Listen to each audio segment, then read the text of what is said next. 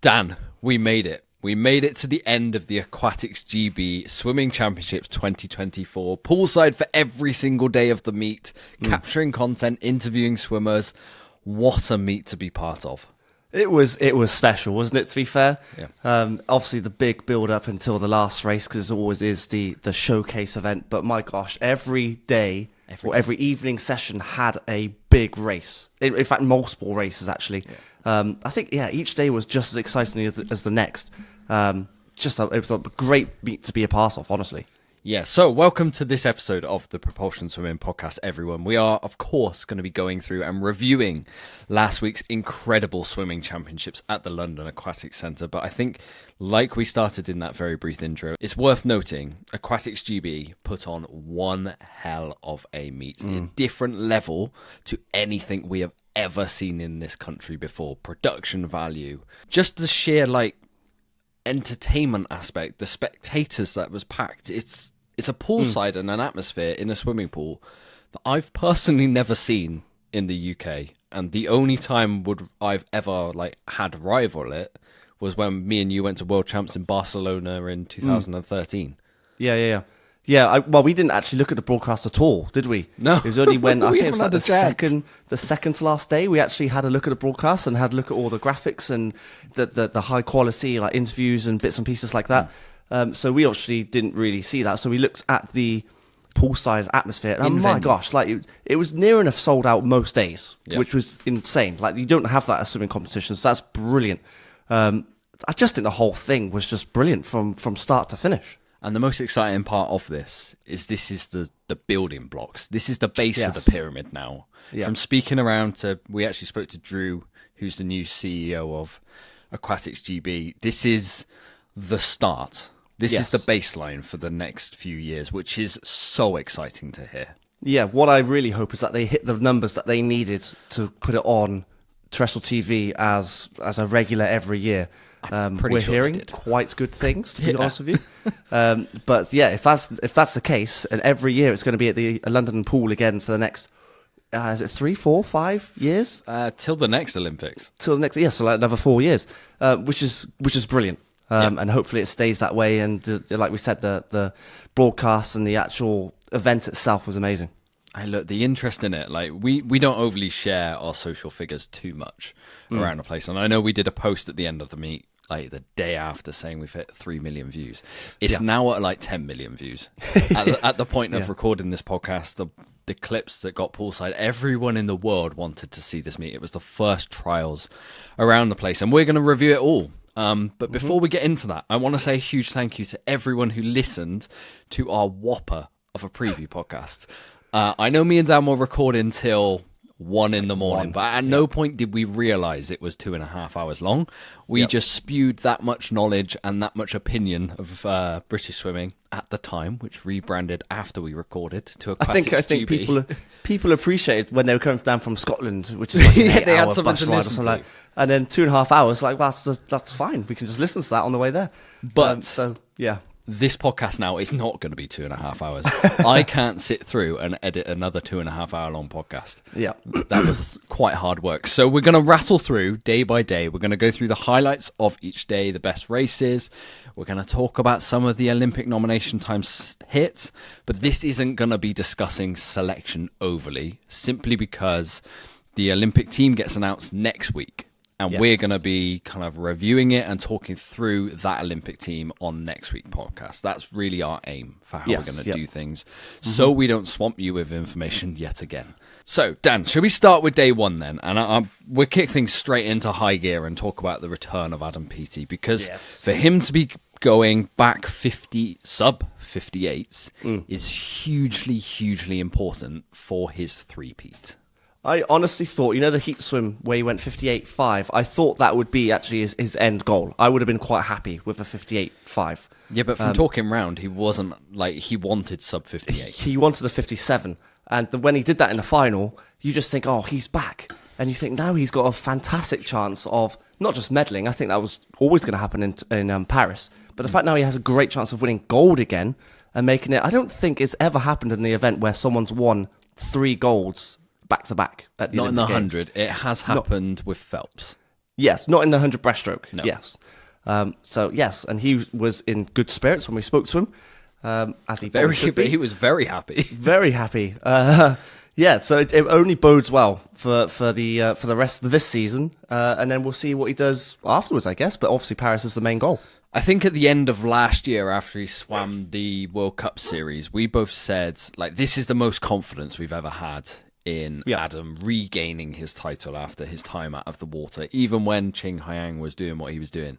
Yep. Now it's like, well, for me, it's gold or silver now. Like, there's no... Yeah, I think so. It's 1-2, and he is firmly up there in discussion with Qing Haiyang. Yeah, I think so as well. Yeah. We haven't obviously seen what Qing Haiyang has done in recent months, because his Chinese trials are... It's not there yet. He's not raced yet. No, it's in June, I think. I can't really remember. But he's got a while until that actually happens. But, yeah, to see a 57 next to his name for the first time, I believe, since Tokyo, actually, that must be a huge confidence builder for him. Absolutely. Now, if you want to watch Adam race at the London Aquatics Centre and you didn't get to see him at these Aquatics GB Swimming Championships, you will get another chance before the Olympics, because there is the AP Race London International taking place at the end of May, and tickets are on sale now at event.aprace.club, starting from as low as £1. Now, this was an event that me and Dan attended last year, and we absolutely loved every second of it. We literally started this podcast talking about high value, high entertainment swimming meets. This is produced by the same team. This is produced by John Bailey, who's the World Aquatics producer. This is put on at such high value, and you will get to see like what me and Dan are talking about here. Well, we did actually, didn't we? Spoke to the AP team, and some of the names that are coming over again. So exciting! It is massive. I mean, you get to not only meet and greet and race these guys, but you get to see them up close and personal, and it's just... I think if you want to be a sponge in that sort of moment and learn from the best and watch the best, then that's the meet you want to go to, definitely.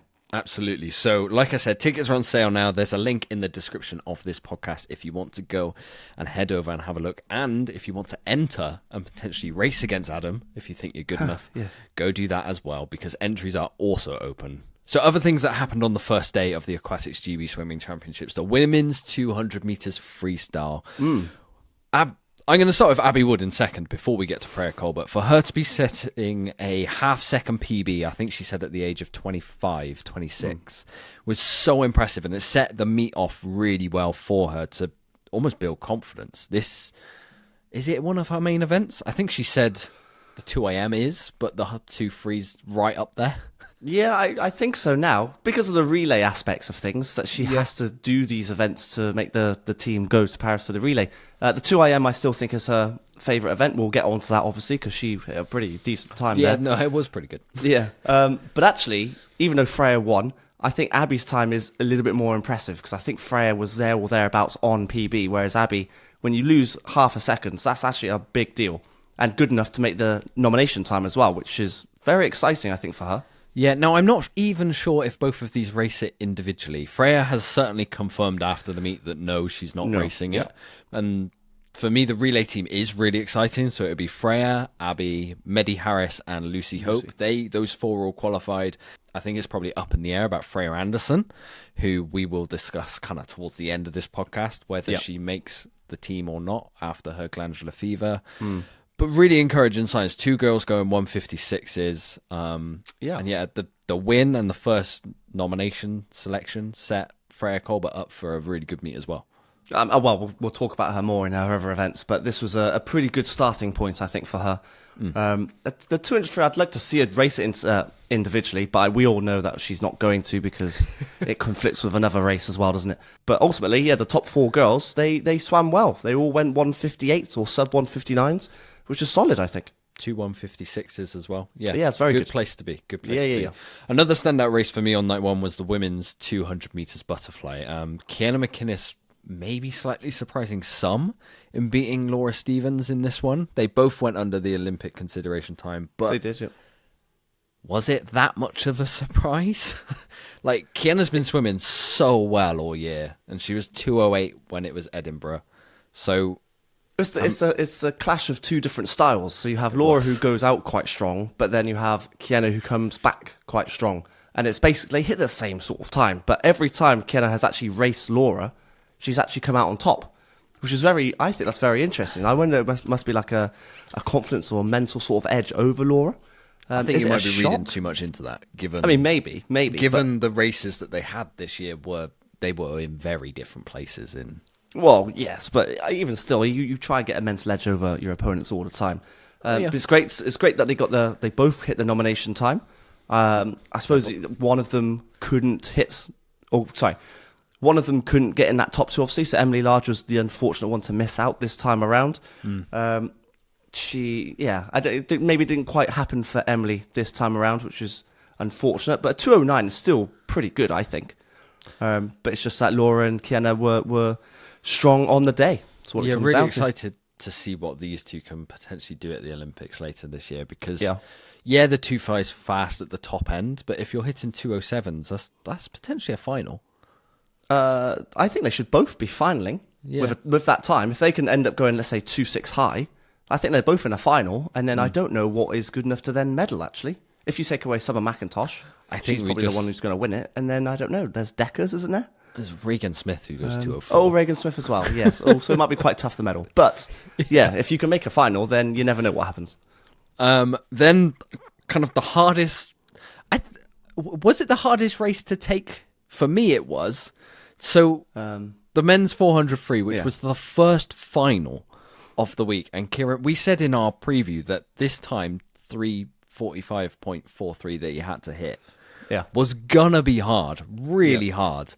And man, did he get close. And I think the toughest thing to take is he dropped his PB, got within 0.2, he's under the FINA A cut. Yes. And still misses the Aquatics GB nomination time. It's one of those real heartbreaking moments. Like we always knew there were going to be heartbreaking moments because obviously you had some, like in some races there were 3 swimmers trying to get down into 2 spots. In this race, I kind of tipped Luke Turley to win. He didn't do too bad. Like 3:48 in the final is good. I wasn't expecting Kieran to be actually kind of close to the nomination time, so that kind of surprised me. But then you saw his reaction. He looks at the clock and he's just kind of looking up to the sky, and you're like, oh, so unfortunate. We've got a really good video from that race of Dave McNulty climbing the banisters, cheering him on, which was kind of funny to see. I know Kieran was actually really positive about this performance. We spoke to him poolside.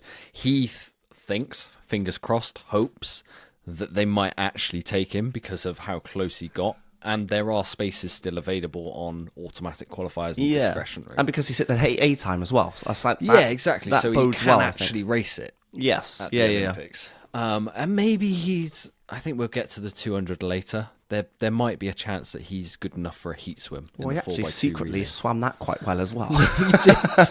He did. He had a really, really good meet against some very tough times and tough competitions. Yes. And I know he came away, it was absolutely gutting. Came away very positive from the meet. I mean, it was a tough first final to witness, I think. Because they made such a big deal about hitting the time, didn't they? They changed the music and, everyone got behind those people that hit the time. But I think equally people felt the disappointments or devastation that he just missed it, and other people later down the line as well. Like James Wilby, for example, in the 100 breaststroke. Like fractions? He missed fractions it by off the time as well, so he's now relying on discretion as well. So hopefully, fingers crossed, that he gets picked as well. Yeah, while we're on that, I think he goes, just because you can't race Adam in heat swims over medley relay. If there's spaces available, then you take James Wilby, I would say. Yeah, that's both our opinions. Yeah. And then on the para side of night 1, there were 5 nomination times hit in one race in the women's mixed classification 200 meters freestyle. Poppy Maskill, who had an absolute belter of a meet. Olivia Newman Baronius, Louise Fidesz, Jessica Jane Applegate, who may not go in this event because you can only take 3 of one classification. That's 3 S14s I've named before her. And then Susanna Hex in the S5. I know from some points of view it was quite hard to follow the para races because people aren't used to mixed classification finals. But from a performance and elite standpoint, we'll go through the week. The para performances were out of this world. They were equal world records. They were British records. They were incredible. Yeah, I mean, one of those swimmers was Olivia Newman-Baronius. Not in this race, it was a race later on. But we seem to be very strong at the 200 metre and 400 metre distance in this country from the para side. And just bodes well for everyone coming up through the ranks as well, because we had a younger swimmer, Iona Winifrith. She's only like 12 or 13. Not doing this event, but doing another event in breaststroke. Which just, it's amazing. It's almost like a new Ellie Simmons, like she was about that age coming through as well. So yes, we've always said it, but para swimming is stronger than the able-bodied swimmers. And their performances this week justified for me the intertwined schedule of having them at the same meet as the able-bodied and putting on one big Olympic and Paralympic selection meet. Well, again, when you have all the crowd in the stands and they're watching these para swimmers who they probably don't know much about, and the fact they were there watching them and then learning their names and what they're capable of, and realizing that actually some of these guys are hitting world records, British records all over the place. It can only bode well. Absolutely. Now, moving on to day 2, I promised you guys we would be quicker than our preview podcast. We're definitely going to be quicker here. So I'm going to start off with the men's 100 backstroke on day 2. Ollie Morgan absolutely blew the doors off. British record. I'm so glad we've been bigging him up for a little while now.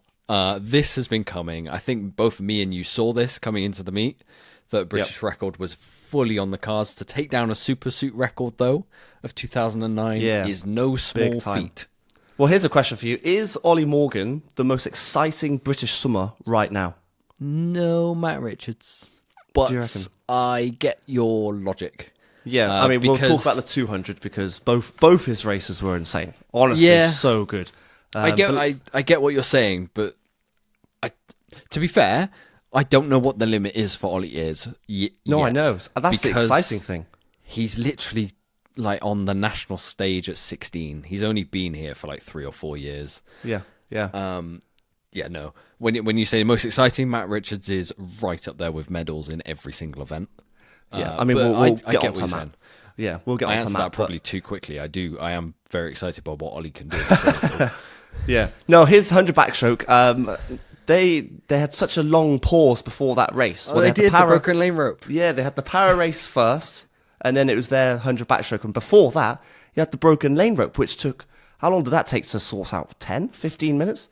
So that's trying to get your mindset right and having to wait and keep yourself warm and keep yourself psyched up during that time must have been a bit of a challenge. And then he comes out, the para guys did it first, and then he comes out and hits a British record.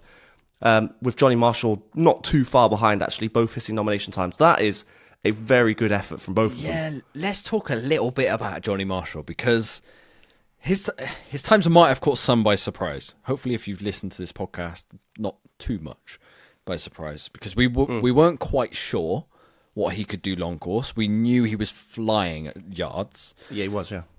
And to come in and beat the likes of Luke Greenbank, John O'Adam, Matt Ward is really, really impressive. And then we spoke to him poolside, and he hadn't trained a hard long course session since December last year. Yeah, it's baffling, isn't it? Which doesn't quite compute with my mind. But his underwaters are the best in Britain. I know you like Joe Litchfield, but for me, they're the best in Britain. Yeah. And now he's going to have a long course block heading to the Olympics, which might make him as exciting as Ollie. Yeah, we kind of question it, kind of similar to Julian K. Davey in the breaststroke, because they've just come off NCAAs, which is all short course yards. And then that must be what we thought was a hard transition going from yards to long course meters, because then there's far less turns. You've got to do much more swimming. You've just said that his underwaters are amazing, so he can't utilise that as much. Like, he just broke a Ryan Lochte school record as well at those NCAAs. So he's swimming well, but then the transition, we thought, would have been quite tough. Clearly not. He swam very well. Very well. What he also said was, like, I've just come back from the NCAAs, which, we spoke in the intro that the atmosphere of this meet was unrivaled to anything we've seen in Britain. NCAAs is another level. It's a different game. And he just came over and was like, look, I can handle that. I can handle this. Yeah. And it's not arrogant at all. It's just confident, which is what you need in Olympic trials, really. Well, it worked for him. He's going to the Olympics. Yeah. So, it's worked for him, and I think he should probably maintain that mindset. It is a different game, swimming in America. Like we'll see their trials in June, but the show that they put on, I mean, we heard numbers that they want to try and hit on, was it ESPN or something like that? I can't remember what it was now, NBC. But they had to try and hit NBC, and they had to try and hit 30 million? Yeah. Oh God, we'd love to hit those numbers like in this country on terrestrial TV. I'm not sure try and get that many eyes on the time. No, but he's done fantastically well. Yes.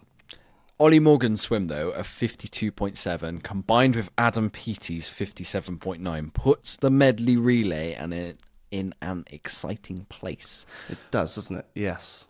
The women's 100 backstroke then, on the other side, how great was it to see Kathleen Dawson back in action and going back to the Olympics? Like we said in our preview podcast, would a return to the Olympics be more impressive than her going when she was going 58 zeros? I think it might be. Yeah, she's doing it now. We actually had a little chat with Andy Jameson, didn't we? And that was one of his highlight swims from the whole week, I think. The fact that she's gone through such a horrible injury with her back. Like, she's basically been out of the water for a number of years, really, and it's only just started to come back to form now. She smashed up the heats really, really well. The underwater seems to be back, which is brilliant. First sub-60 in the heats, wasn't it? It was, and then she backed up again in the finals, hit the nomination time. Very exciting, and just very happy for her, you know? She obviously deserves it. She works hard. Kind of a little bit shocked that the other two girls didn't actually go sub-minute. I really thought they would have done. Yeah, I think this was... We saw a lot of it later on in the week. This was the Olympic nerves. Yeah, and the tension that just... Yeah. Both Medi and Lauren are capable of faster swims. Like, had it not been in maybe that environment, that arena, it would have happened for them. It's just the way it falls, and it happened to so many swimmers later on in the week that just... It was almost last chance saloon for some of them. So yeah, really it was quite hard to watch at times. But it's almost like, you know, when you try too hard and it just doesn't happen, you don't relax into your swim. Yeah. I think that might be part of it. But I think some people have actually said that Olympic trials is actually harder than doing the Olympics themselves. Yeah. So I think Dave McNulty said that to us after like day 1 or day 2. Yeah. Stuff like that. Well, it's a pressure cooker, isn't it? It's just the tension is so high because you do all this training to go to the Olympics, and this is it. This is the moment. So I think we saw that, especially on the relay events, your sort of hundreds and of each stroke. That seemed to be a catching point, but it didn't seem to be a problem for the backstroke swimmers, both male and female. Then elsewhere on day 2, we had 3 really tough nomination standards for the swimmers to hit. So we had the women's 1500 meters, the women's 200 meters breaststroke, and the men's 200 meters butterfly. So I'm going to start with the 1500, and Amelie retains her British title. She's now a double British champion at the age of just 14. I think she's turned 15 now we're recording this podcast, which is a fantastic achievement. And I almost think it could be a blessing in disguise that she's not got that automatic selection spot. She might still go. Well, there's a lot of people we were speaking poolside were like, take her for the experience. She wasn't that far off. She's PBing every time she swims. She didn't PB in the 1500 because I think she put a little bit of pressure on herself. She did say that as well, didn't she? She did. Yeah. But a hugely encouraging swim to back up your British title last year in front of a very different environment. Yes, I think so. Would I? I'm stuck. I'm in two minds with whether I would want her to go to Paris. I'd like her to go for that experience, and then hopefully, because they always say you always perform better on your second Olympics. So is it worth getting the first one kind of out the way to then be better when she's 19, when LA comes round? Sure. But then at the same time, she's 15, which is extremely young. And then are you putting too much pressure on her at that too early age? So I'm kind of conflicted. I don't know what the answer is. Me and you both know Aquatics GB, formerly British Swimming, and they do not take people to the Olympics for experience. I know there's this whole new philosophy. I would be pretty surprised if they took her. If they did, I would see them as turning a corner. And then hope that every relay goes. Oh, I see what you're saying. So, yeah, if you're going to give one person the benefit of the doubt, then you've got to do kind of the same. If you're taking people for experience, you're opening the door, which is changing a big philosophy for the Olympics. Yeah. But either way, like, her future in this sport's massive. Like, I'm so gotcha. excited to see what happens. And like I said, it might be a tiny bit of a blessing that she didn't hit the time in this, because it took the weight off for the rest of the meet. We saw a PB in the 800, and she can only go upwards from here, which is the best thing. Well, I think it's good that she's got competition from Fleur Lewis as Yeah, well. yeah. She came off her altitude, which I think was more of a trial run, if you like, because Toby Robinson did the same thing. Toby did it well. Back. Yeah, he did do well, didn't he? I think Fleur was a We'll little get bit to that. disappointed with her times, because they weren't PBs as far as I'm aware, or they were They very, were very close to. small ones. So she wanted to do better from that side of view. But again, it's just the pressure. I think if she were to race again like tomorrow, the time might be better. But it's just the environment, the setting that she was in, potentially. But there's still more to come from her, definitely. And then in the other two events that we spoke about, Cara Hanlon won the women's 200 metres of breaststroke. Josh Gammon won the 200 metres fly. Both of them really, really gutsy swims, like, from all rounds. So Josh Gammon had literally no one to race and still went a 1:56 point for 2 fly, which is a massive drop in PB for him. Yeah. And actually, he proved how good it was for his 100 later on in the week. And then Cara Hanlon had one hell of a race with Vang Harrod Evans, who went out at a 1:08 and just got told by Bradley Hay, just go out and hang on.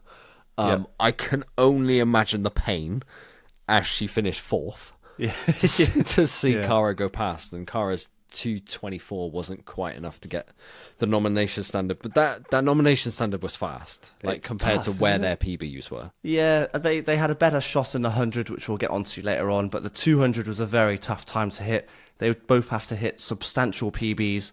Ang Harrod is more of a 100 swimmer anyway, more than a 200, so I was more looking at sort of Lily Booker to see if she would come through. I think her time was good. The time Lily was about Booker's. on PB again, roughly speaking. So the girls actually swam really well. It's just that the time is just tough. I mean, they were a second and a half off. Well, Cara was, then Lily was a little bit further off as well. But it was a good effort. And then Josh Gammon in the fly, actually, one of, I suppose, really, if you kind of fine pick it, that was actually a very strong swimmer, one of the strongest swims of the week based on PBs. You say he had no one to race. Like, Tom Bealey was going in as fastest swimmer, for fastest entry going into the race. He But beat he him by, pulled like, out a 3 56.9, which is amazing. Yeah, he beat Tom Bealey by 3 seconds-ish. Yeah. So, Well, his last 50 was actually very good. yeah. Like you said, which boded well for the 100 later on, which again we'll get up to. And then para on night 2, we had Stephen Clegg get his first nomination time of the week, and William Ellard in the 100 metres backstroke. Both of those guys dominated the Paralympic selection all They week did. long. Yeah. I have to say, Stephen Clegg is one of the, like, technically best swimmers to watch in the water.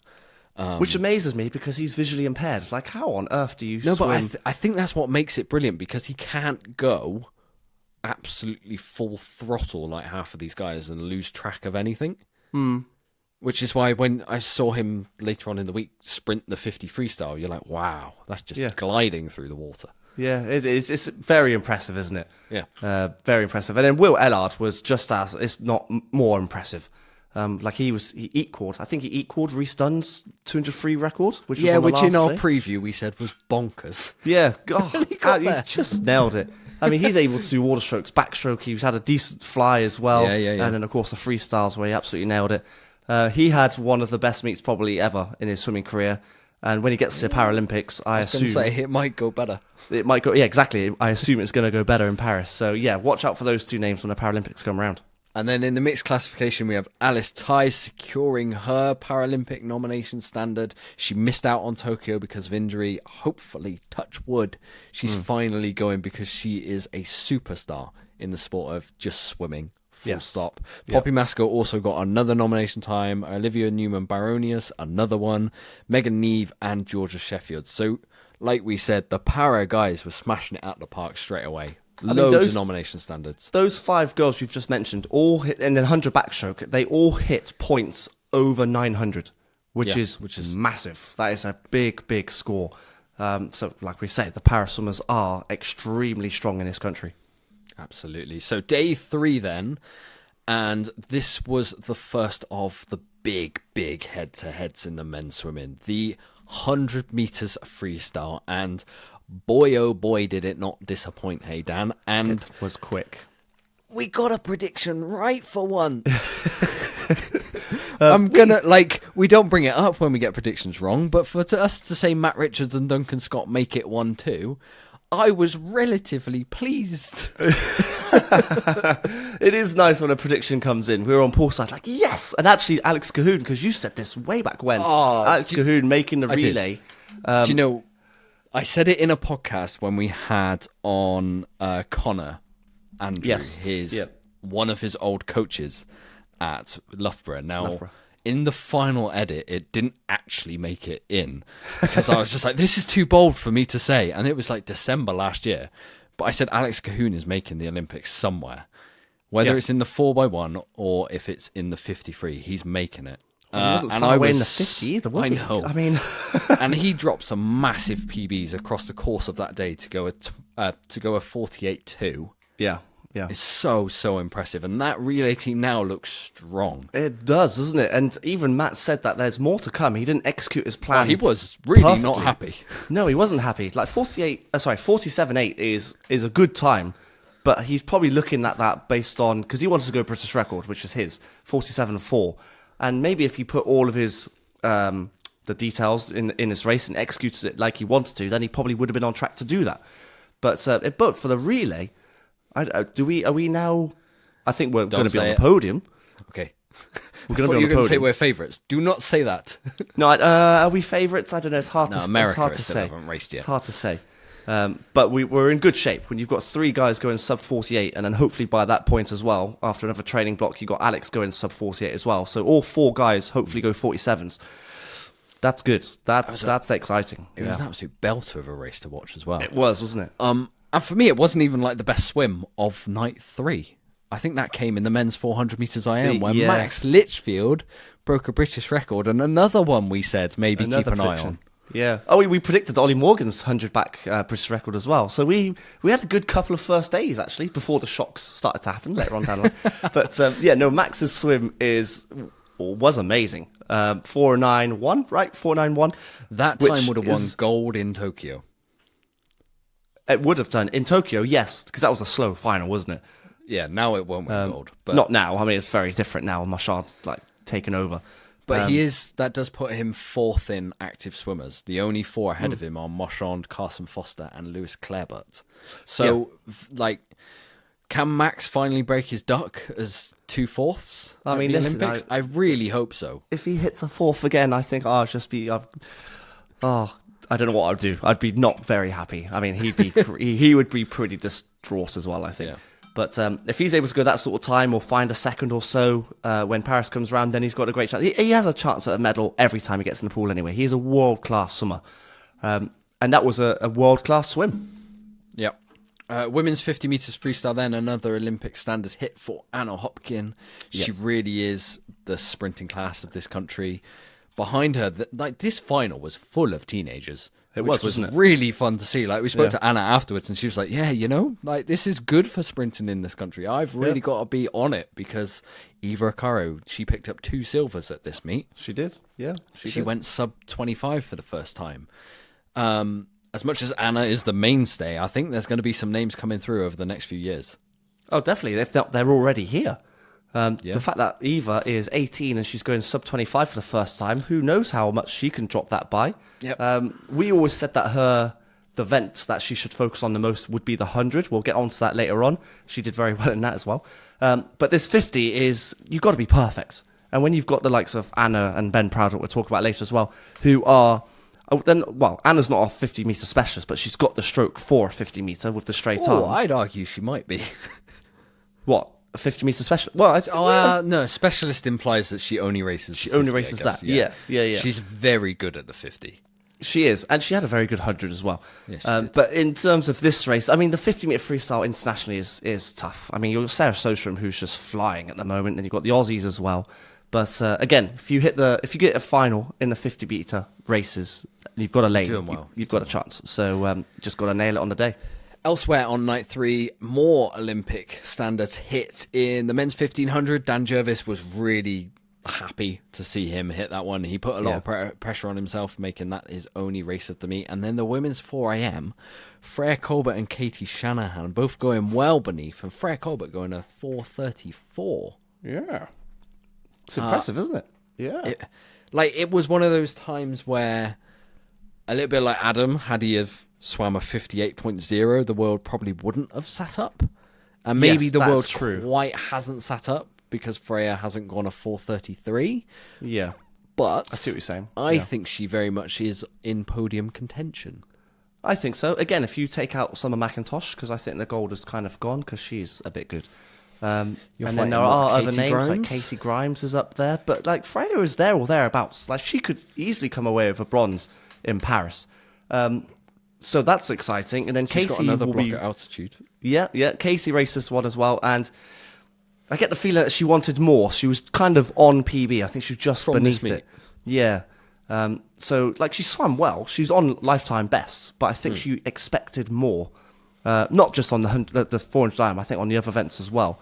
So something didn't quite happen for her. But she's going, I assume, she's going to go to the Olympics here. Imagine being so good that it didn't quite happen for you and you're going to the Olympics. Yeah, I know. Like, it's not even a selection debate that she's going. Yeah, she's going to go. And it's a classic head-to-head. Like those two girls are like 10 seconds ahead of everyone else. So it was a great race. And then Dan Jervis in the 1500s. It's always a pleasure to watch him race.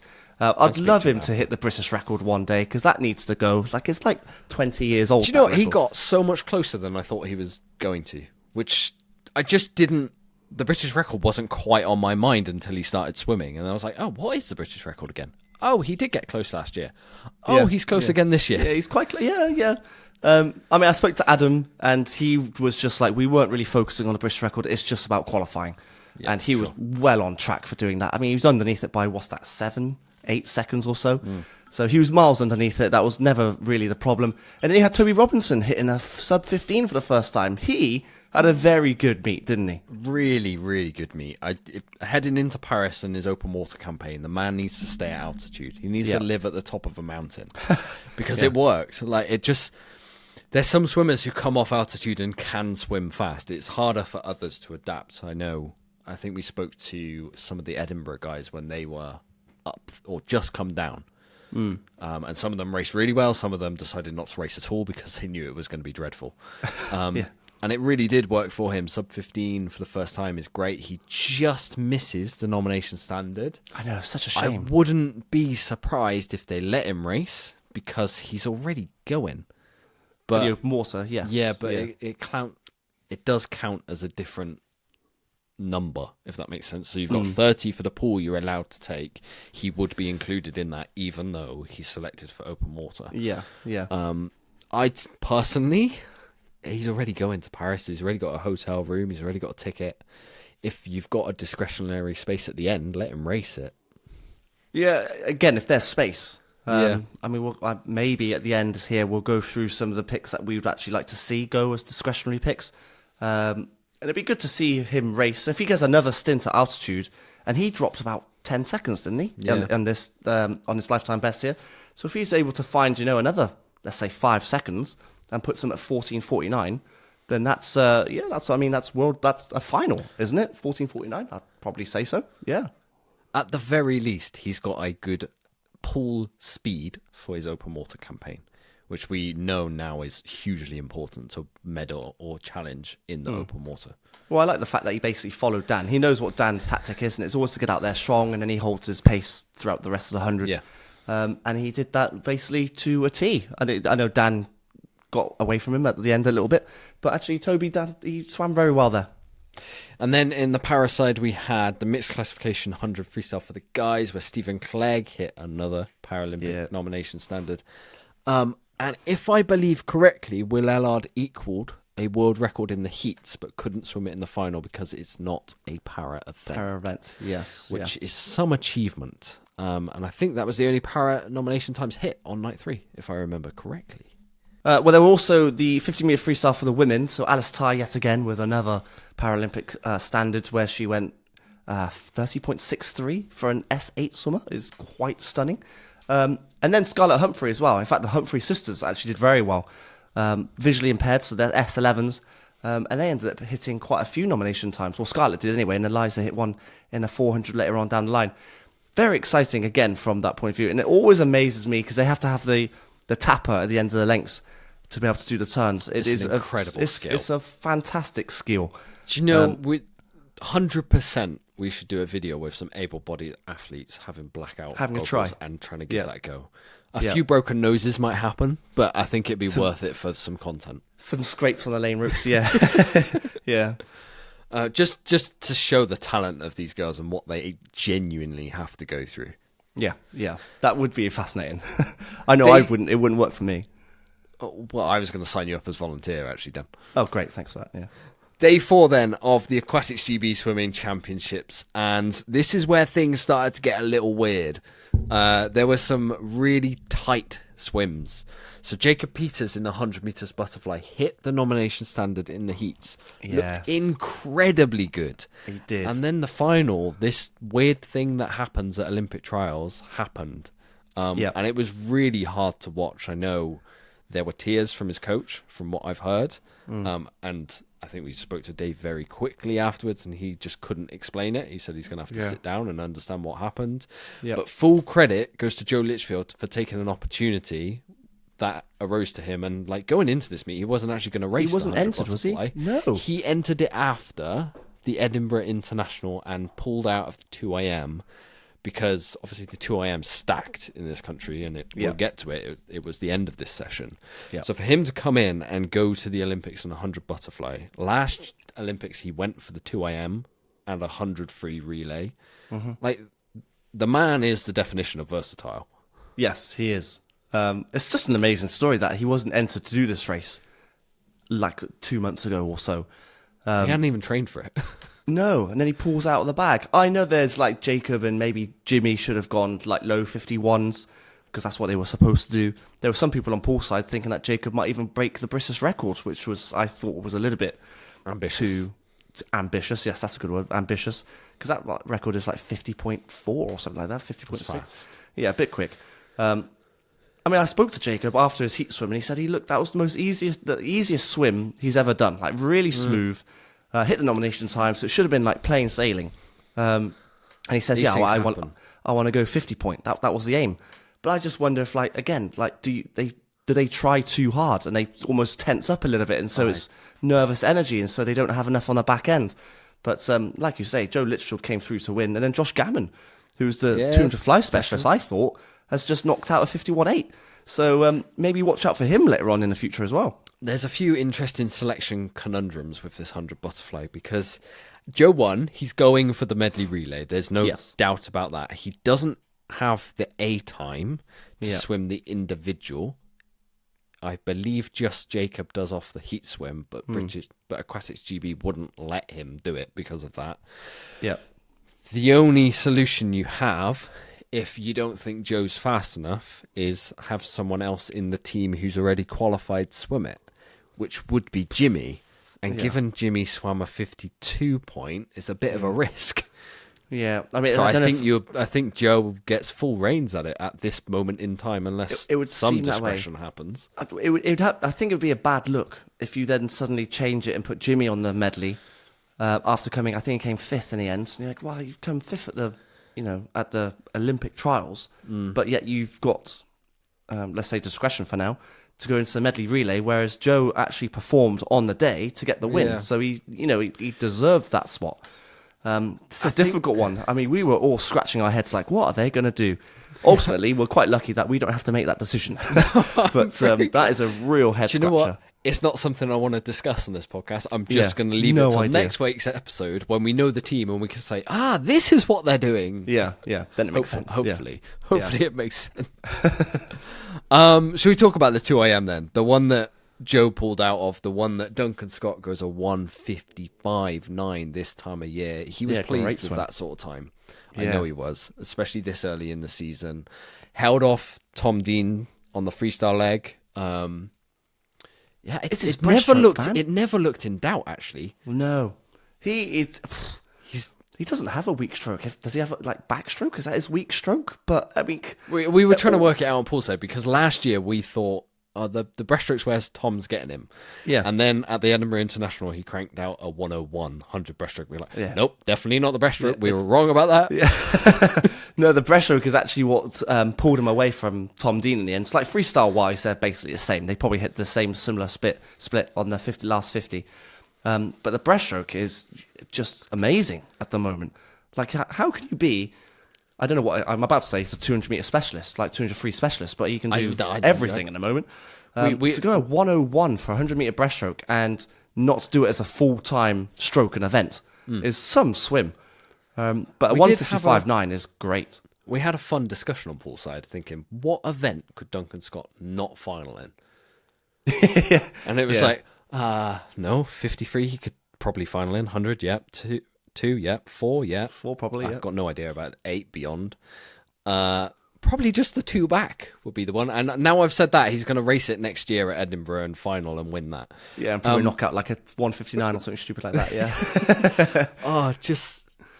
This week, he really showed his class and back to his best. He got 3 events, 3 individual nomination times. Yeah. He's on all the relays yet again. Yeah. It was really good to see him back racing fast. Yeah, he's a very special swimmer. Very, very talented. And we're lucky that he's British, basically, that we get to see him as often as we do. And while we said in the 100 meters butterfly, like, tense moments happen when it comes to like Olympic trials, it doesn't happen to Duncan, especially with the atmosphere that was there. He was actually lapping it up. Yeah. I think he used the word mint when we spoke to him on the interview. He loves the occasion. He loves the buzzing atmosphere, and I think he thrived off it, to be honest with you, and that's the reason why he hit the times that he did. Can these two challenge for medals when it comes to Paris and the 2IM? I know they both won world medals. Can they both get on the podium, Duncan and Tom? I'm going to say yes to Duncan, and then Tom is difficult. I'm trying to think like who the top 3 would be. So you have Machard there, Duncan, Carson Foster, Shun Wang, who's the Olympic champion. So it's a tough... For Tom, I think it might be a bit tough, but I think Duncan's got a great shot. If he's going 155.9 at this time of year, he went... I'm trying to think what he did at the last Olympics. 55.2, was it, I think? Yeah, it was So if he can shave off half a second, then he's in the same sort of time. Like the world record is a 154.00. So if he's able to hit a high 54, that's a medal. That's pretty sure of that. I'd say so. And I'm pretty sure that should be his target, I would say. Yeah. Why not? Okay, elsewhere on night 4, another little propulsion swimming nugget and prediction that we said going into this. Honey Osron in the 2 backstrokes. She didn't let us down. Yep. 2:08.37, faster than she did at Bucks. Underneath the nomination standard, she's on the train to Paris. Yeah. Another good one when a prediction comes in, we're just like, yes. She did really well, actually. I think she took it out quite strong. She did say too strong. Yeah, a bit too strong. And then when you've got Katie coming behind you, who is quite good at the whole back end thing, it was maybe a little bit too risky, but she did say after Bucks that there was more in a tank on that first 100. Yeah, but she went too far. She went out on a 101 this time, which was way too far. Because her time in the 100 was a minute point, and you see a 101, and you're just there like, oh, this is really going to hurt. This is going to be painful. She held on, which is the first thing. She got underneath the combination time. She got underneath the nomination time, and she held off Katie. So ultimately, I suppose the plan worked. So can't really complain.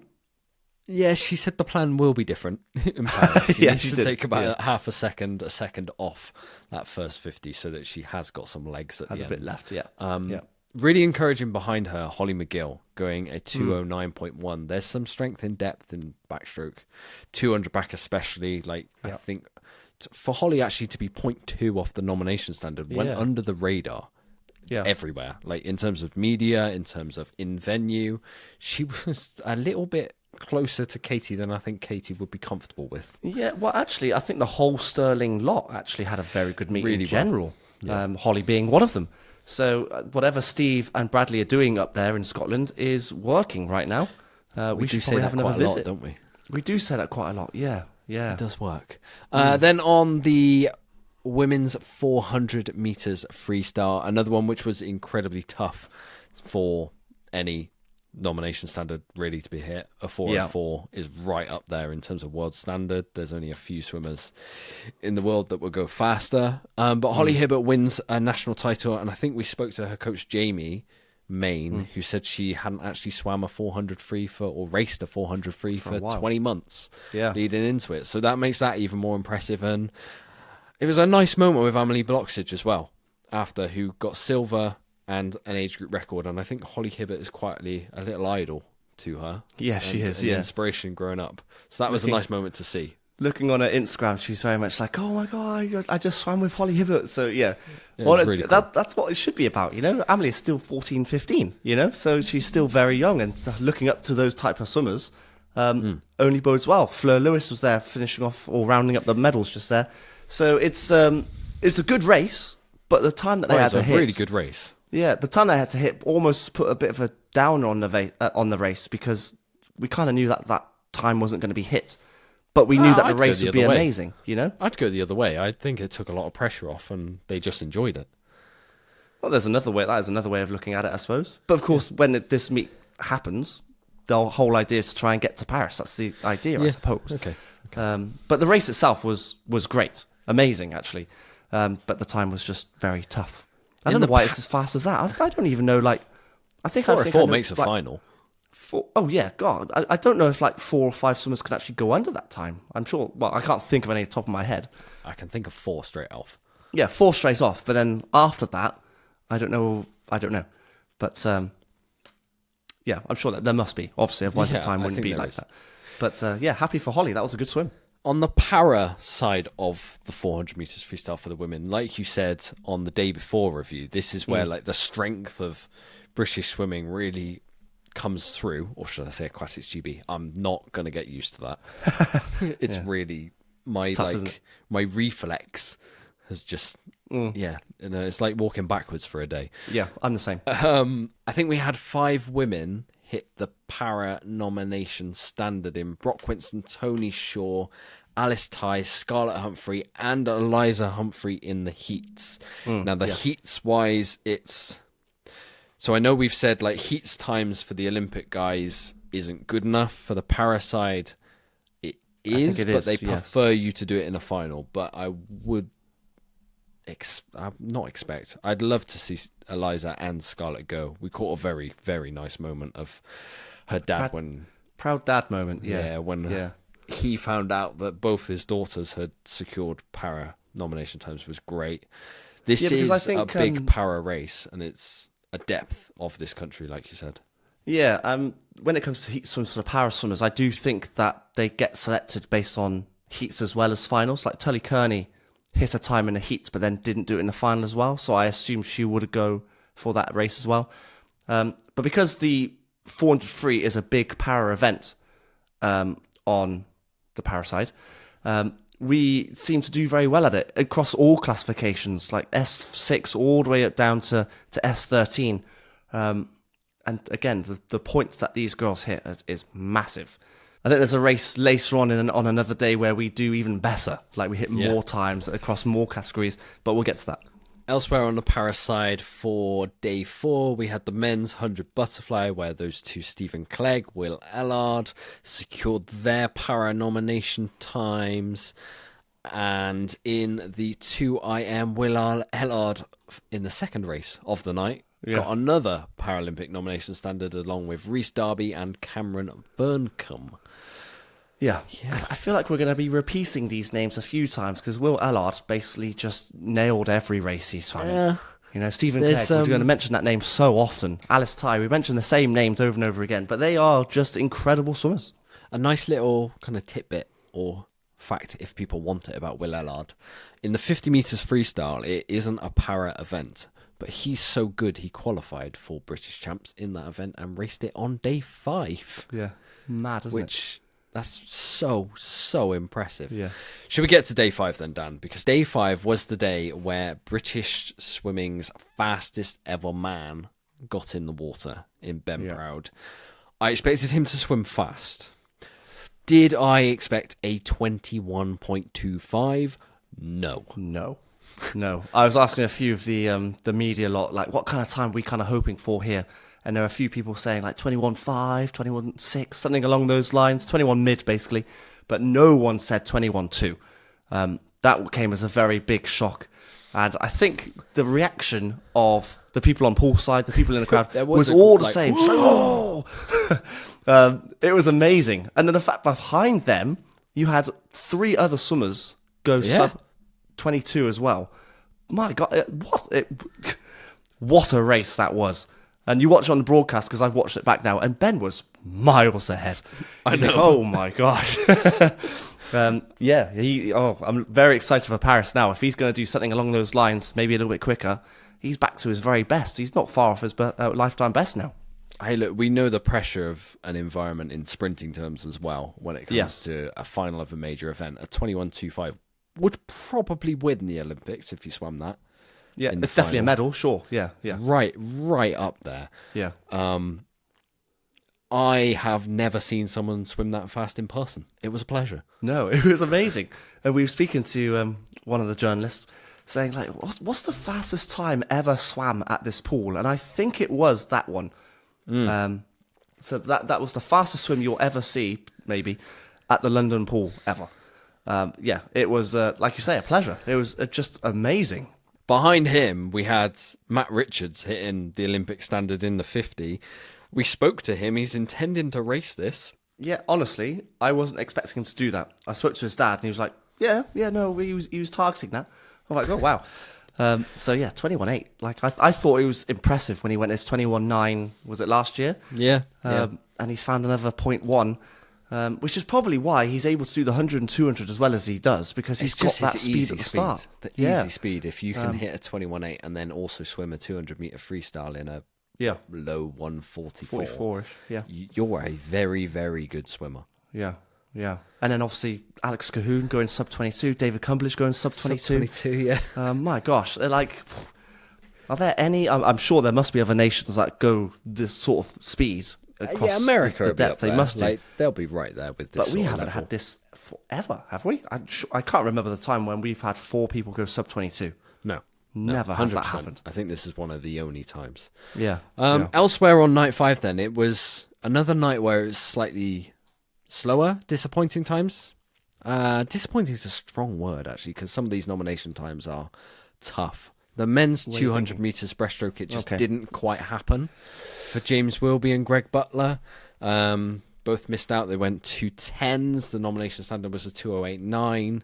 They're going to have to wait for discretionary picks. I think if James Wilby goes, he won't get the chance to race a 2 breaststroke again. I think he sticks to the 100 going into the Olympics. I mean, it's just a little bit too far off. You and I both know that if he goes into a final, he's got every chance of doing very well and potentially meddling. I think the highlights would be that European final when he was out in lane 8. Yeah. Like, he wasn't supposed to win that. And then he goes and pulls out a 2:08 and then wins it. It would be a shame if he didn't race it, but, he's a good second off this nomination time, which is quite far, unfortunately. Didn't quite happen for him. Going 2:05s. Yeah, exactly. Yeah, quite far, isn't it? He was close on the 100, so maybe he gets discretion for that. But I think I'm leaning to agreeing with you here. I don't know if he swims this 200, unfortunately. No. Then the women's 100 meters butterfly, another really tough time in terms of like British level. A 57.1 was what they needed. Kiana McInnes gets the closest in a 57.9. I'm still pretty unsure about the women's medley relay going, which would be her only chance of racing it. I don't think they do take. See, I hate the idea of that. No, I agree, but I just don't think it adds up. The times, like, we get to the 100 breaststroke later on, and it just doesn't quite compute. Yeah, they were off it, to be fair. But I like the idea of, like, every country should take a relay within reason. Like, they've got to hit a certain time. Like, the GB girls, they will probably make a final, but they just won't challenge for a medal of the times that we've seen when you've got China, Australia, America, the top countries. It would be a massive shame, but that time was tough, like a 57.1. And I think I said to you on the preview podcast that a lot of our girls are more 200 specialists than hundreds. Good to see Lucy Grieve start to make a bit of an impact, actually. That's another sterling swimmer. Yep. So yeah, I think she might come through. That will be very interesting. She's definitely more suited to the one. So I think in a few more years' time, we'll be mentioning her probably in this event. Although, I mean, Kiana beat us. So Kiana's good honestly, all round. After the heat swim, I thought Harriet had a fantastic chance. I thought, I've missed a trick there. Whoopsie. And I even had Graham come up to me and say, how have you not picked Harriet to win this event? Cardiff and again, it might have been, the whole pressure thing, because it's such a big event for the medley relay, etc., etc. She did take it out hard. She did. Well, she put herself in the strongest position, I guess, but it didn't quite happen first. She actually missed out on a medal in the end. Yeah. But yeah, Kiana's the only one to go sub 58. And on that, I want to pick things up from those two tough events on day 5. So I've saved these two ones to the end. The men's 800 meters freestyle. Toby Robinson gets his first ever British title. He's had to play second fiddle to the likes of Hector, Dan Jervis. So really happy to see him racing this one. 7:51 as well was a pretty good time when he got no one to race. Another PB. Yeah, it was a PB. Yeah. He's better suited to the longer distances, obviously, because he's a water swimmer. Just a shame that he didn't hit the time in the 15, although we kind of feel like he might go for that. But the 800 time is ridiculous. So fast. But you only have to see the likes of the international scenery at the moment, Dan Whiffen being the one who's setting the standard at the moment. So, it's a tough race to try and qualify for, I think. Yeah, and then another event that's going to be tough to make a final come the Olympics is the women's 200 meters IM. Yeah. But Abby Wood might have just put her best foot forward in making that final. 2:08.91 at these Aquatics GB Swimming Championships is a personal best. First time in the 2:08s. And exactly the time to be doing it when the world is swimming 2:08s, 2:07s. Yeah. She actually had a fantastic meet all round, actually. Like 100 was solid, the 200 free was solid, and then this 200 IM, I think, was her standout race. Yeah. To go sub 209 for the first time does put her in that field of swimmers. We'll do a video about the 200 IM, I think, somewhere down the line. Good. But it stacks. Like, to make the final is an achievement, let alone like win a medal.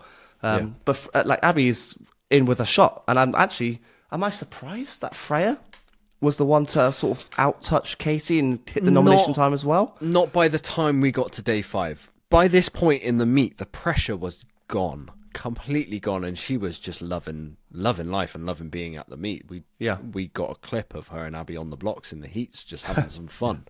Yeah. Which Aquatics GB nicely copied off us. They did. We won't talk about that, though. No, we won't. But by this point, she'd won the 2 free in a very good time. And then she'd hit her event, the 4 IM, in a very, very good time.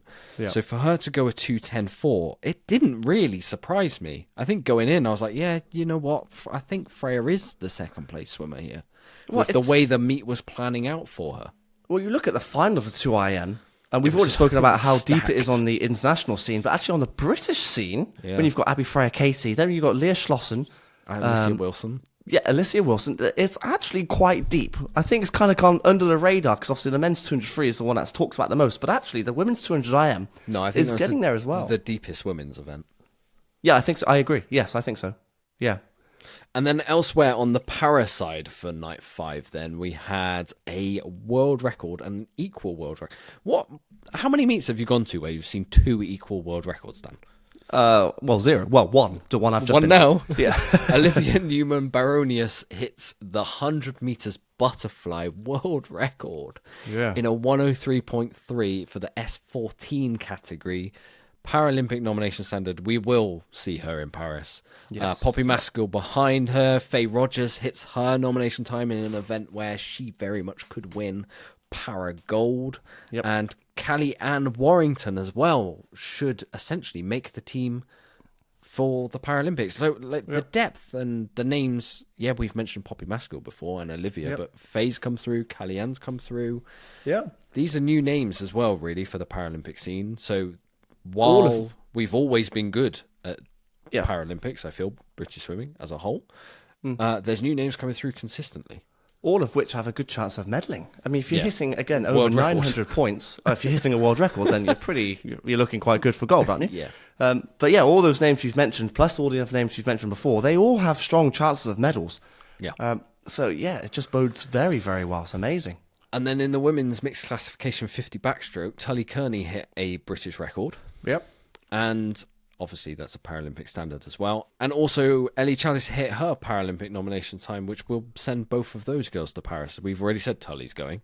Yep.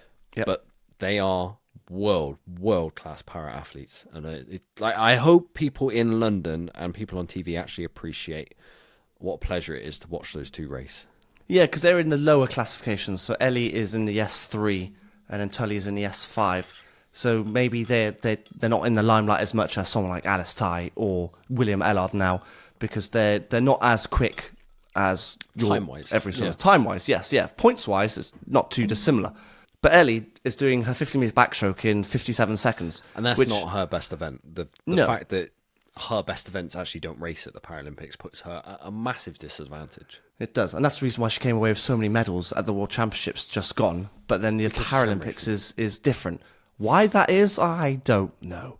I can't work that out for the life of me. But either way, yeah, those girls are fantastic swimmers, and people should keep an eye on them. Elsewhere on 95, more Paralympic nomination standards hit in the women's 200 metres IM with Brock Winston winning her. She won like 3 British titles or 2 British titles this week, think didn't so. she? Yeah. Maisie hit her time, Summers Newton, and Poppy Maskill hit her second nomination standard of the week. Oh, I think she hit more than 2 by this point. So second of the day, sorry. Yes, I was going to say, blimey, I don't know how many times she hit in the end. It must have been like 5 or 6. I think she got it right on every single race. It was good to see Maisie racing.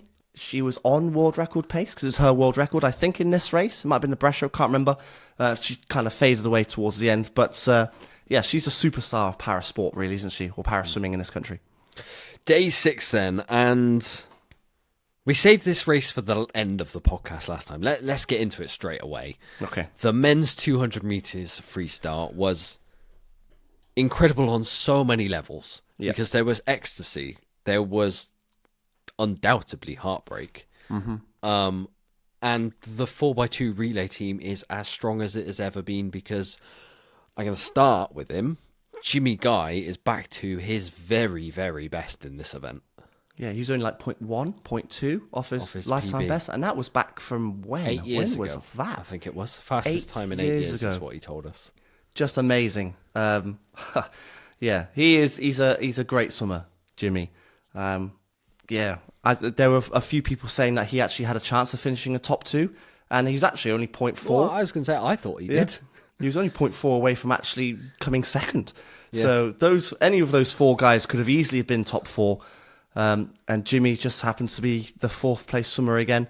I'm going to say here that I will never, ever, ever bet against Duncan ever again. Okay. That is a one-time thing that I've done, because I said that it would be Matt and Tom that be in the top 2, but Duncan's proved me wrong, and I should never bet against Duncan.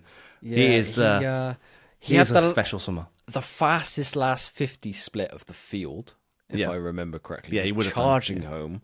He very nearly got Matt. Yeah. Like, Matt was breathing the wrong way, and I don't think really saw him. Duncan was charging. Yeah, if it was another 5 meters, I think Duncan would have won it in the end. Well, it was only 6 Less than 0.1. hundredths. Yeah, 600. Yeah. Which, like, is like, Matt will get the headlines, but Duncan's right there, where he needs to be ahead of Paris. And I know he was disappointed to get a silver at Tokyo, and he's now got his shot at getting it back, or getting one up again. Well, there's every chance that both those guys medal again at the Olympics. I say again because Matt didn't do the Olympics individually last time. But he's got a fantastic chance. If you've got guys going 144, let's say mid right now, this time of year, another training block. I know we bigged up the time, and I was expecting like a 143 or something. I don't think but I was. Ultimately, it's just about winning the race. The time was irrelevant in the end. It was just the race. Get your hand on the wall. And Matt Richards, I think we should probably talk about him because he is a very special swimmer. Like, he is very, very good as well. Yeah, and we should probably... Somebody's just 20, 21. Yeah, we should probably appreciate actually how good he is to be able to do a 50, 100 and 200. And I think he's like the only swimmer to go like sub 22, sub 48 and sub 145 for those events. Is something very special. And we should be very lucky that he is, well, we get to speak to him and witness him swim because he is a great swimmer. He's a brilliant face for the sport as well. Like he talks really, really well. Yeah. Is open to speaking whenever. Yep. Like he will do all the media interviews, and through the meet, like halfway through this meet, there's massive tension for these guys. Like he's swam the 50, yes, but the next day he's got the 2 free. Yeah. And for everyone else, that is hugely on your mind, and he's just there calmly taking questions, speaking, and it's just we've spoken to him since he was like 18, and he has always had the attitude of an older swimmer in a young man's body, and I think he's a brilliant role model. Yeah, role model, and like we don't know what PT's going to be doing after this Olympic cycle. In terms of he may not be leading the charge for Aquatics GB in the future, but I feel like Matt is there as the, I don't like using the word, but poster boy. He's the person to, just the way he speaks to the media. It just comes across extremely well. Well, you saw on BBC Sports that he now has a chance of winning 6 medals, doesn't he? Now, I don't think the 50... Well, the 50, 100, 200, and then the 3 Oh, relays. right. I don't think he wins a medal in the 50. As great as his well, time is, that's what I'm saying. So I don't know if the 50 is probably out of reach, but the other races are actually possible. Like, he could come away with 5 medals there. Yeah, there's some of the relays I have questions. Like, the mixed medley's tough now. Yeah, it's very tough. The medley on the guys' side, because of the 100 fly, I'm not quite sure where it sits worldwide. I think we need to dig into it. Yeah. But yeah, the other ones, I'm with you. The 100, sure, if everything goes right. Yeah, you can do it. The 200, definitely. Yep. The 4x2, definitely. And the 4x1, I'd say that's a medal-winning relay. So there's certainly 4. Yeah. Beyond that, I think we need to have a look. Yeah, the mixed relay is a difficult one because of that men's 100 fly, it does throw a big spanner in. I don't think you want a freestyler in the mixed medley anyway. No, unless it does it in the heats, obviously. But a male freestyler is what I mean. I think in the mixed relay, you have to go Ollie and Adam. I think you blitz her from the start, and then hopefully the girls at the back end. I mean, Anna's very strong, but then when you're comparing like Kiana to like Tori Husk or Claire Kazan or someone like that, they're going 55. It's a bit tough. And then of course the Chinese team is pretty solid as well. It's going to be tough. We've sidetracked massively here. We have, but yes. I'm sorry. I think the hardest thing about this race was it was amazing to watch, and there's kind of one guy stuck in the middle of it, and it's the Olympic champion who's not going to get the chance to defend his crown, which is really hard to see. Like, it wasn't an enjoyable experience seeing what Tom got put through because of that, if I'm honest. Yeah. But it was going to be horrible either way. I said this on the preview. Yeah, it's like elation for 2 of them, Duncan and Matt, obviously. But then I suppose Tom and Jimmy did get the relay slot, obviously. But then Tom's the Olympic champion. I don't think that was ever in doubt in their mind, though, the relay spot. Oh, that wasn't. No, it's just you had to finish top 2. And it's weird to say, but that the Olympic champion will not be defending his title. But one of them wasn't going to make it. No 2 freestylers ever defended their title. And it's still going to carry on. It's an amazing thing, the strength and depth of UK swimming, but there's a human at the end of it who gets battered because of it, and it's not fun to see. Yeah, not ideal, especially when he did a bit of media beforehand saying, I'm going to target 5 medals, and now obviously he can't do this race, so he's getting almost like a bit of backlash from that. But I don't think so. I think it was the right thing to do. It was good for the meet. It was good for him. It's good for the sport at the end of the day to come out and say I think it was a good thing because it just promotes the sport. It promotes him. It promotes people watching the actual event. But it's just hard. Then the media go on the other side and then sort of slate him, which is difficult to see. But it was always going to be difficult for 1 or 2 of them to not make the individual team or individually for that event. Shall we pick things up a little bit then and talk about something a little bit happier on the final night? I mean, that should have been a happy race, actually, but it was always going to be difficult. Yep. Should have been a very happy race, but I think we've just ended on a bit of a sour note. The men's 200 metres backstroke, Ollie Morgan and his last 50 of a two-back, he knows what he's doing, doesn't he? He split a 29.26 to chase down Luke Greenbank and get the touch for the second year in a row. I don't know how he does it. Like every time I can't understand it. I watch it, I'm just like, there's a different, like, what? Like I saw him after the race and I just went, how? How do you do this? Like, I see you as a 100 swimmer. Like, and then you pull out a massive final 50. He was level with Brody on that final 50 and then ended up beating Brody by 0.8. Yeah. That's huge. That's massive. Like the best part of a second. And Brody got underneath the nomination standard as well. And yeah, he's he did, unlucky to finish third. Yeah, and we actually spoke to Brody afterwards, didn't we? And asking who hit all the times. And he did everything he could. Like, what can you do? He literally just...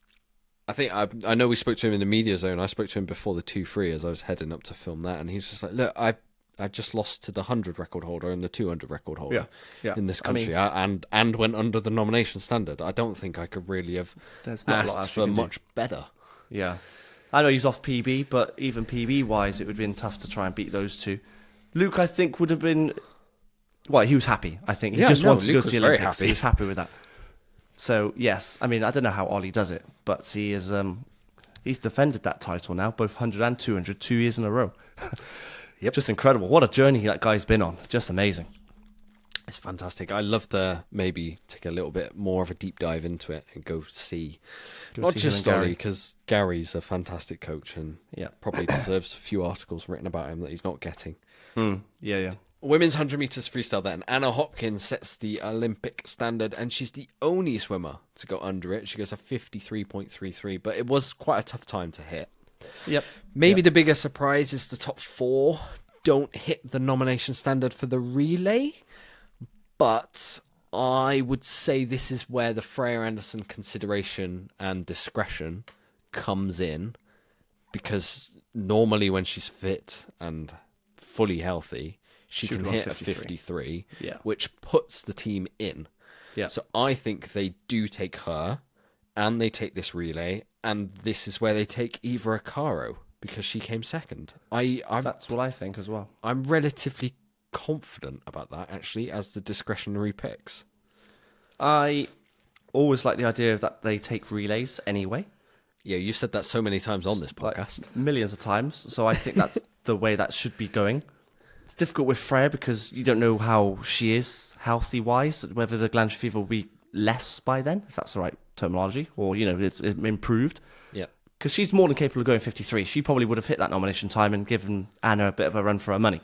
Yeah. And then Eva hits her PB in the heats and in the final, I believe. Yep. And then who finished fourth to round out? Was it Freya Colbert. So Lucy Hope should have probably been, but she's going anyway. So yeah, this is what I mean. So you're only taking two discretionary picks for this relay because Freya Colbert's already qualified, Lucy Hope's already qualified, Abby could maybe swim this as well. Abby Wood's already qualified. Medi could swim this. Medi's already qualified. Yeah. I take the risk personally, and if Freya isn't healthy enough, well enough, then you've got I've just named 4 different swimmers. Yeah. And maybe this is where you take Eva for, God forbid, for experience. But I don't actually think she's an experienced swimmer if you're going 54.4. I think that's a very good time. Is it? Oh, no, individual. For the relay, yes, I think it's good enough. Definitely. Yes. Individually, it's a bit off at the moment. No, I don't think she races it individually, but I do think they take this relay, and I do think they take Eva. I think so. I hope so. I hope that's the case, but we'll find out next week. Fingers crossed. Elsewhere on the final night then, the women's 800 metres freestyle, Amelie Bloxage gets a British age group record, a personal best, to end a very, very long, busy week for her, because as well as the 4-3... She raced everything, didn't she? Yeah, as well as the 4-3, she raced 4 a.m. I think even she raced the 2-3. So she had a very, very busy schedule. 8:15 to at 4 a.m. Yeah, it was busy, basically. Yeah. Fleur Lewis just behind her. Those two have got a bright future battling against each other, I think. I think so, yeah. While all the headlines will get written about Amelie for the next few years, I think Fleur is there or thereabouts, and she's in a very good squad to keep improving, because we've seen the performances coming out of Andy Manley's Loughborough squad. Well, hopefully, because Amelie's doing what she's doing, that drives Fleur on to bigger and better things as well. I think that hopefully should be the mindset for Fleur. Yeah. And then the whole altitude idea, I think on the long-term grand scheme of things, will actually work for her. It's just trying to work out the best way logistically for it to work.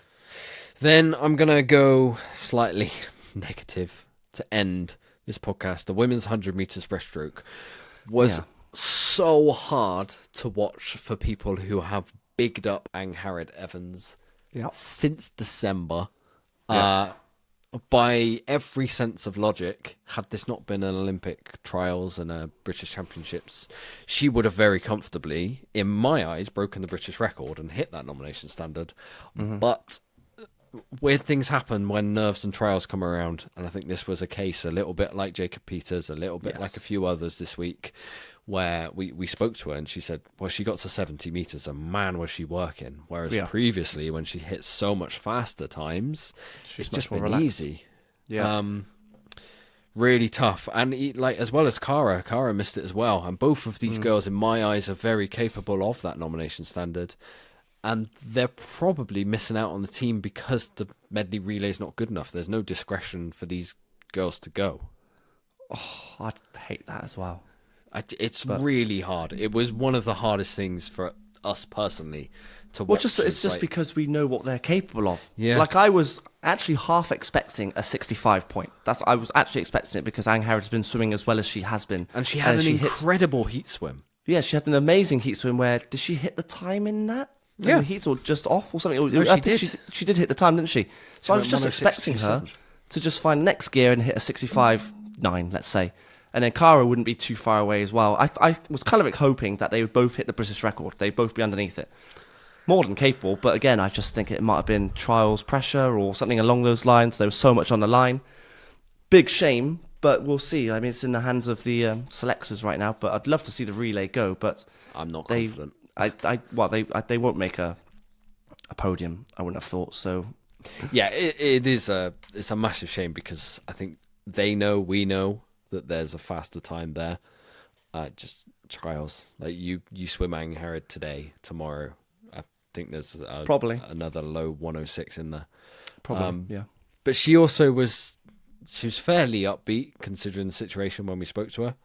I just think she knew where she went wrong. I think that's once you know where something went wrong, you can kind of put the demons away a little bit. And so you know for next time. She's only just gone to Sterling as well. And while we said Sterling's improving everyone massively, she's certainly one that has made leaps and bounds. And next year, you never know, without the Olympic name attached to all this, there could be a British record on the cards. I think the British record is on borrowed time. Yeah. It's just maybe this meet wasn't the one because there were other factors in play. So you just had to win, but then you had to hit the time as well. But yeah, that will happen for her. And Cara, I think they'll both go underneath that time at some point. Let's talk about the paras then to end this week. And like you teased in the last day of review that we just did, the women's mixed classification 100 metres breaststroke saw 6 swimmers hit a Paralympic nomination standard. I'd love to know what the record is for most in a race, but 6 out of 8 finalists. Yeah. So you have Brock Winston, Iona Winifred, who tie for gold, and they're in different classifications. That is some achievement in itself. Rare, very rare. Even more of an achievement is Iona Winifred, who's 12, who will most likely go to the Paralympics now. Maisie Summers-Newton in 3rd.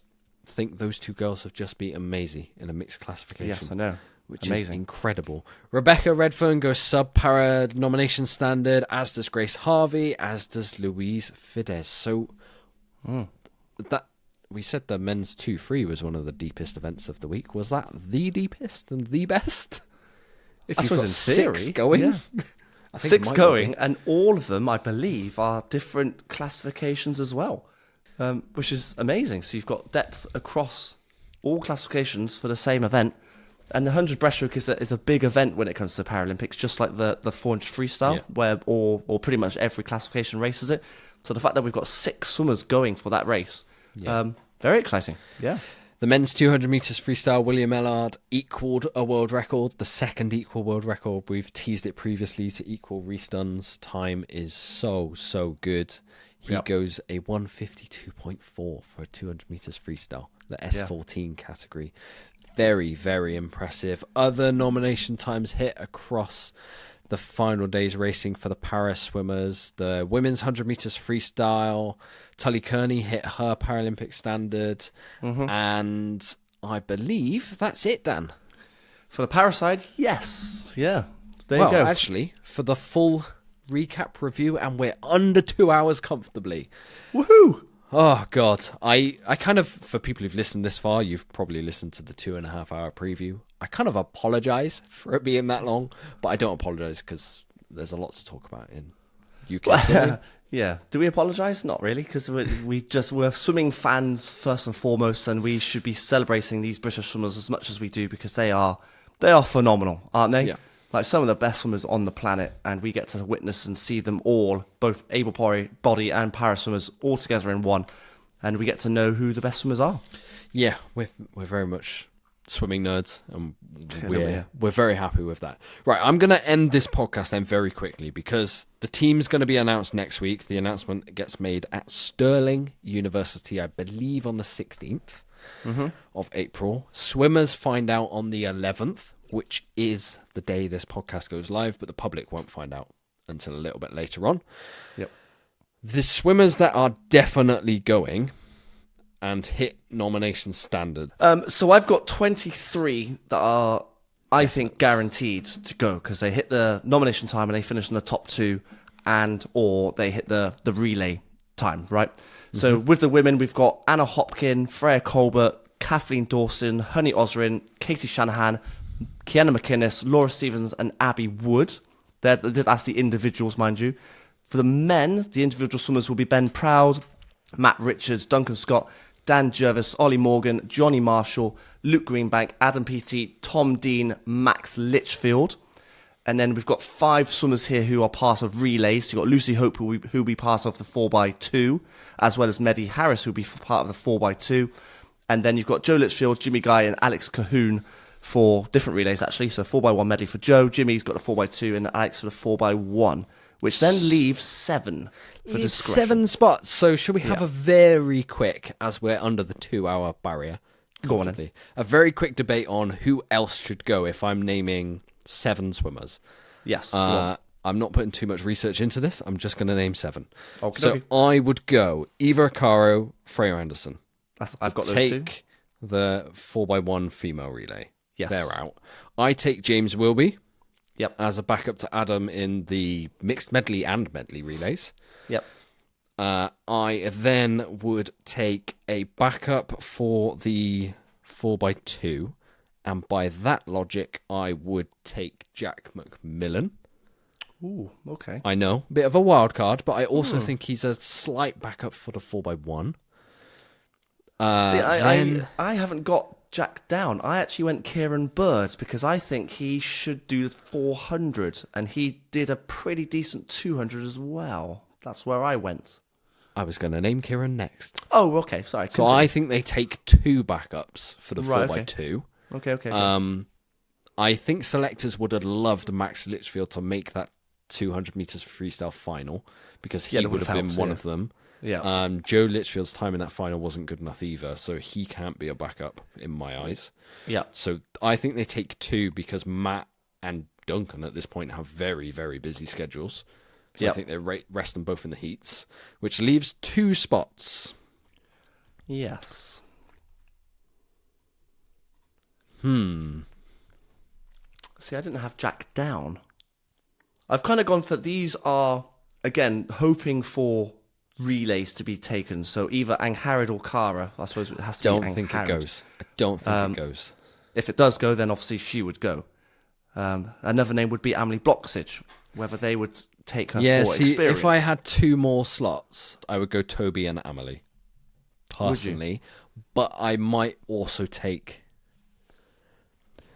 the problem is the 100 fly, none of them hit the A cut. Well, Jacob did so you can't... He did in the heats, which is where the biggest headache is. Yeah, but then Josh beat him in the final. So if you take Jacob, you're opening yourself up to quite a decent appeal from Josh, although you could never run Josh against... So in my logic, I'd love to see a fly swimmer swim the 100 fly heats and see where they're at. to see if they are better or thereabouts with Joe Litchfield. But I just don't think it happens. There is 2 open spots potentially to take Jacob and potentially Angharad because she's both hit the heat swims. But yeah, it's that's not what I think. It's not how British Swimming Aquatics GB has ever run things. If you miss it in the final, the heat swim, it just isn't good enough. They kind of treat it as if, well, you can't handle it at trials. Why can you handle it at the Olympics? It's very difficult. But then if you're taking someone like Kieran, who also missed the time, then... Yeah, but you've got the 4x2 and you need a second. In my eyes, you need a second backup. Yeah. Which is very why difficult. Kieran goes. Even though there's 30 spaces, they're not guaranteed to take all 30. No, that's the thing. I've got 28 I can very clearly see. Yeah, and then the final 2, I'm a bit I'm pretty sure Freya Anderson will go, and by that logic, so does Eva. I think Kieran Bird will actually end up going because he was so close to that 400. He did a very swift 200 as well. James Wilby, I think that he will go also. I think the 28 names, Jack McMillan, probably, based just because the gold medal is very much on the cards, so you kind of take him. And then it's just, Jacob Angharad, and then Amelie. Again, I'm conflicting. Don't know if they take here's her or another not. name we've not thought about. The men's 4x1. Do you take Jacob Whittle, because he came 5th, as the backup for that if you've got an extra spot that we're talking about here? I think maybe they would take him over... I mean, maybe, but then, like, Jack McMillan can do a solid 100. Yeah, but is it enough to make the final of that? Because he came 8th. Well, it's 48, isn't it? Well, they all went sub 49. He went at 48.7. Is it enough? Oh, that's a selector's problem, then. Yeah, it's a selector's problem. That's not our headache. We don't need to think that hard. But we can probably get about 28 names. 27, 28 names, I think. And then it's hard after that. Yeah.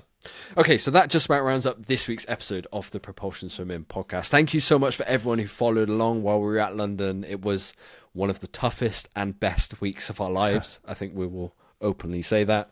I'm still shattered now, to be honest with you. I'm so exhausted. Tired. We will be back next week where we will be discussing the selected team and potentially what medals are on the card from that team on next week's episode. And then hopefully we'll get a few guests on in the coming weeks of the swimmers who made the team as well. Yeah, to discuss their thoughts. Yeah. So if you haven't subscribed already, please do so on YouTube, Apple Podcasts and Spotify. And me and Dan will be back in 7 days' time. Yeah, thank you for listening, everyone, and we'll catch you on the next one. You've been listening to the Propulsion Swimming Podcast with Scott and Dan. We want to thank you for joining us and invite you to subscribe to the show, as well as checking out the Propulsion Swimming YouTube channel for weekly tutorials and videos to get your swimming fix. We will be back next week. Until then, we'll catch you on the next one.